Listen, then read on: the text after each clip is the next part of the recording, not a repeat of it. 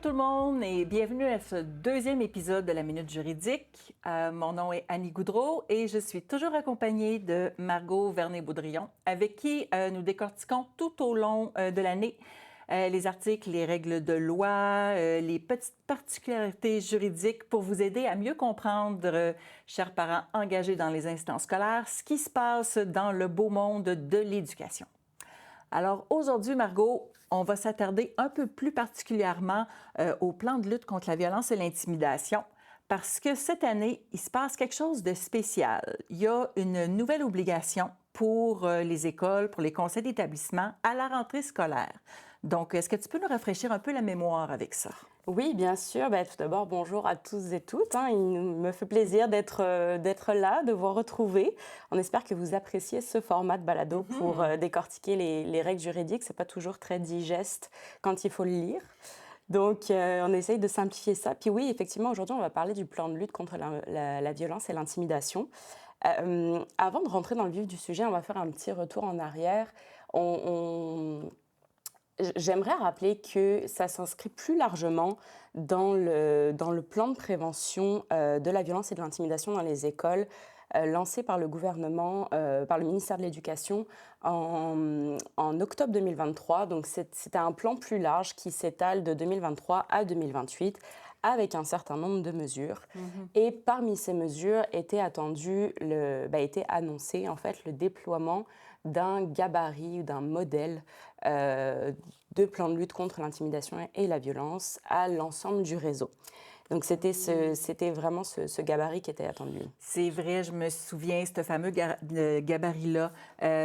Puis c'est dans la LIB, d'ailleurs, là, l'article 75.1 de mémoire, si je me rappelle bien, qui disait que le CE adopte le plan de lutte selon la forme prescrite par le ministre. Exactement, C'est ça, hein? Tout à fait, tu as tout à fait raison. Donc, durant l'année scolaire 2024-2025, l'inscription, selon la forme prescrite par le ministre, était inscrite dans la loi, mais le réseau attendait encore le gabarit. Okay. Donc, il y avait une sorte de tolérance, là. Utiliser un modèle ou un gabarit était plutôt laissé à la discrétion des conseils d'établissement, même si c'était conseillé, puisque le réseau était en attente du modèle officiel prescrit par le gouvernement. Okay.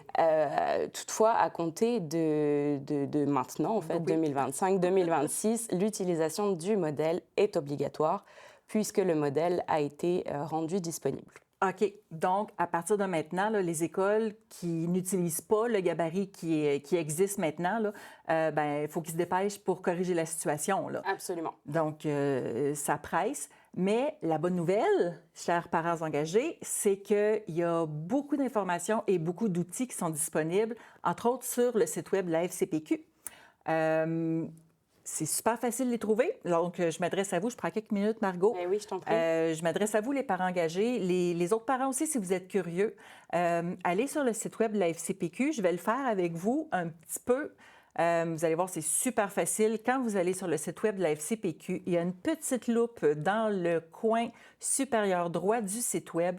Vous inscrivez « Protection des élèves » dans la petite loupe et vous allez voir apparaître un gabarit de plan de lutte, le plan de prévention de la violence et de l'intimidation 23-28, un lien vers la formation obligatoire pour les membres des conseils d'établissement et il y a aussi de l'information au sujet de l'obligation pour les centres de services scolaires de se doter d'un code d'éthique.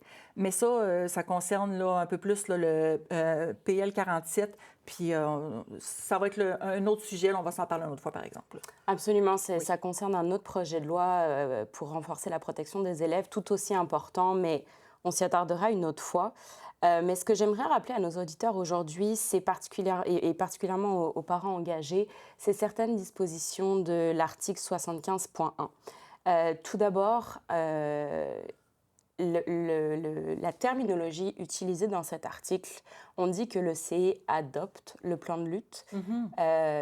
Adopter, c'est un verbe important. Adopter et approuver, ça n'est pas la même chose. Adopter, ça veut dire que le conseil d'établissement a le pouvoir de proposer des modifications s'il l'estime nécessaire. Alors qu'approuver, le CE peut juste dire oui ou non, mais il ne peut pas proposer de modifications. Il peut demander il peut refuser et demander à ce que le document soit retravaillé, mais il n'a pas le pouvoir de proposer des modifications. Donc important parce qu'à l'article 75.1, on dit que le CE adopte le plan de lutte. Donc le CE et notamment les parents qui y siègent ont un pouvoir important à cet égard-là. Également, à l'article 75.1, il y a toute l'énumération de ce que doit contenir le plan de lutte que vous retrouverez également dans le gabarit. Puis, je pense que c'est l'avant-dernier paragraphe qui est particulièrement intéressant, particulièrement important aussi, Ah oui, hein? Annie, il me semble. Hein? Un petit peu. Ah oui, tu as raison. Attends, ça vaut la peine que je vous le lise. Un document expliquant le plan de lutte contre l'intimidation et la violence est distribué aux parents. Ce document doit faire état de la possibilité d'effectuer un signalement ou de formuler une plainte concernant un acte de violence à caractère sexuel au protecteur régional de l'élève et de se prévaloir de la procédure de traitement des plaintes prévue par la loi sur le protecteur national d'élèves. Le conseil d'établissement veille à ce que ce document soit rédigé de manière claire et accessible. Tout à fait. Tout à fait. C'est important d'en parler puisque non seulement le conseil d'établissement doit adopter le plan de lutte Oui. selon la forme prescrite par le ministre, mais le conseil d'établissement doit aussi établir un document clair, accessible à tous les parents, qui explique, qui fait mention qu'il est possible de porter plainte ou de faire un signalement. Il faut que ce document soit distribué aux parents, il faut qu'il soit accessible aux parents. Donc, dans cet article-là, on parle bien de 2 documents distincts. C'est important, c'est pas parce que le plan de lutte est accessible que l'obligation est remplie. Il faut un document qui Ça prend explique. vraiment 2 documents séparés. Absolument, tout à fait. Puis, j'aimerais simplement, avant de conclure sur l'article 75.1, j'aimerais simplement rappeler que si, nos auditeurs, nos auditrices, les gens qui nous écoutent, si vous avez connaissance d'une situation de violence ou d'intimidation, peu importe dans quel contexte, peu importe que votre enfant soit victime, soit auteur, soit témoin, le premier réflexe, ça doit être d'aller regarder le plan de lutte de votre école, qui doit être disponible dans tous les cas sur le site ou d'une autre manière. Puis, si vous avez besoin d'aide aussi, je pense qu'on n'en a pas parlé tantôt, mais on a un guide à la FCPQ, Tout à fait, un guide oui. à destination des parents engagés ou pas engagés, d'ailleurs à destination de tous les parents.